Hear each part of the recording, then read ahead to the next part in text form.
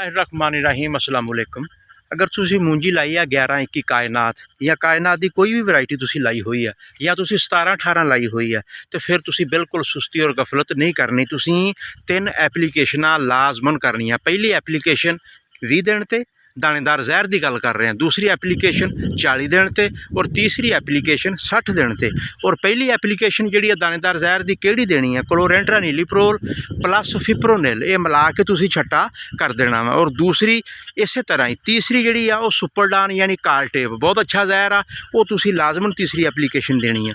और दूसरी एप्लीकेशन के दौरान तुसी क्लोरपायरीफास थोड़े पैमाने ते बहुत ज़्यादा नहीं फ्लड करनी, मतलब 500-600 ml अगर तुसी एक विघे ते कर लेने ना, 1000 ml तुसी किले ते कर लेने तो बहुत ही अच्छा रिजल्ट आ। तुहाडी सुक्की मुंजर जी बिल्कुल नहीं निकलेगी।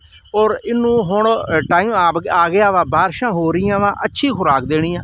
जिहड़ा बंदा इनू थल्ले फास्फोरस नहीं दे सकिया वो NP इस्तेमाल कर लवे यानी नाइट्रोफास 20-20।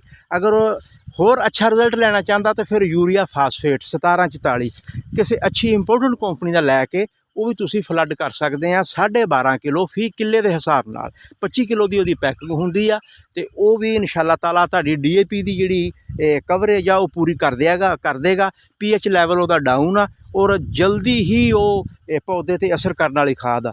ते बाकी रह गई गल जिंक इब्तदाई स्टेज दे विच जदों तुसी झोने लाए नूं, मूंजी लाई होई नूं सिर्फ 10 ਤੋਂ 12 दिन तुहाडे होण, उस वेले तुसी इसकी पहली एप्लीकेशन जिहड़ी वो लाजमी अपलाई कर देनी है।